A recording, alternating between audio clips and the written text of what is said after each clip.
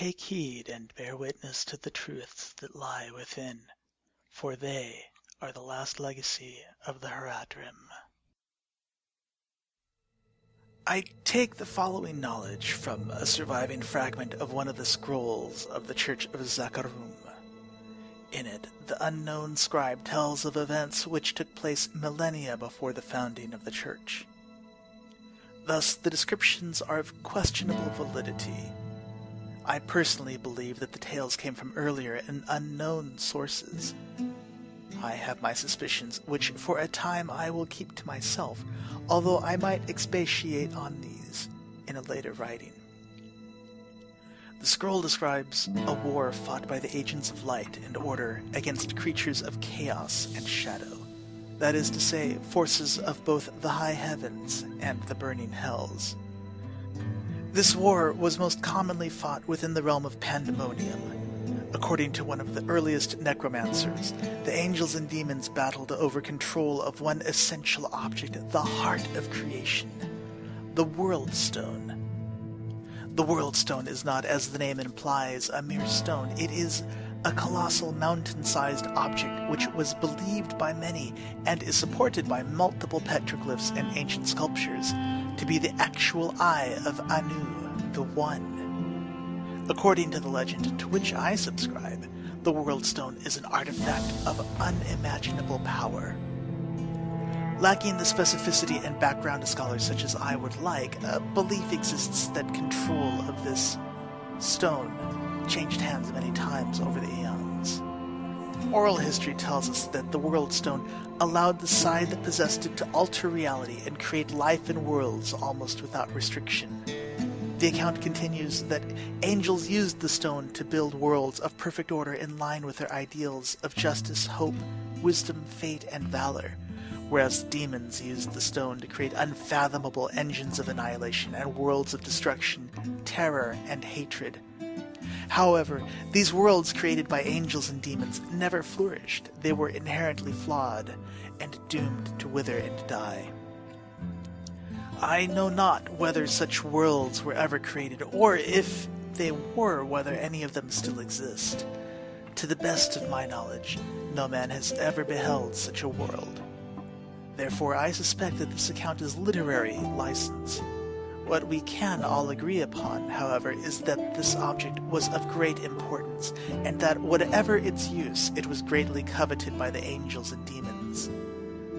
Further research suggests that in time an archangel called Tyrael ordered a bastion to be built around the World Stone, a stronghold which would become known as the Pandemonium Fortress. Throughout these writings I will explore much further the tales surrounding Tyrael, as I have indeed actually met the angel. I can testify to the existence of the Pandemonium Fortress, as I was once there. I can tell you from first-hand experiences that this stronghold embodies the warped reality traits ascribed to Pandemonium as a whole. Indeed, I have never seen anything quite like it. That having been said, I cannot be sure whether it is simply otherworldly in nature, or it was built by an angel or a mad demon. In any case, over the course of the eternal conflict, the fortress changed hands between angels and demons. Thus, it has taken on structural and metaphysical traits from both the high heavens and the burning hells. Long ago, an angel known as Inarius seized the World Stone and, through some impossible act of magic, veiled it from the sight of both heaven and hell. He had accomplished this with the aid, I presume, of the mysterious demoness Lilith and a cadre of other angels and demons who had grown disillusioned with the eternal conflict. Inarius succeeded in manipulating the power of the stone to create the world of Sanctuary, a hidden paradise where he and his followers could live free from the madness of unending strife. This is the place we know as the mortal realm. This is our world. We must pause a moment to think upon this. Our world, unlike all the other worlds, was created by both angels and demons. The day of Sanctuary's creation, the nature of the eternal conflict changed. Much confusion spread through the burning hells and the high heavens. The center of all things they had fought over for countless millennia had vanished. It was simply gone. At first, both sides suspected the other, but in time they realized that the truth was something different. Thus it was that the battle for possession of the World Stone became the search for it. It is interesting to note, before we begin delving into the burning hells and high heavens, that not all things assumed of them are true. For instance, there were different cults which reigned in the period between what we now know as the Sin War and the Dark Exile.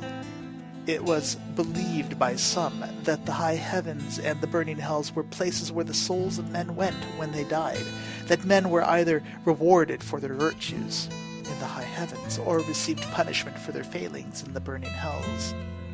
Aside from the unfounded beliefs of various cults, there is nothing in academia to support this.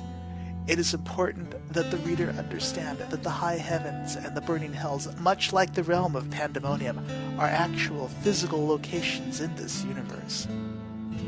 Personally, I believe that there exists a place where the souls of men go after their death, but that discussion is beyond the place of this treatise. This being said, I must confess that even I do not always know where myth ends and truth begins. That, reader, I will let you judge for yourself.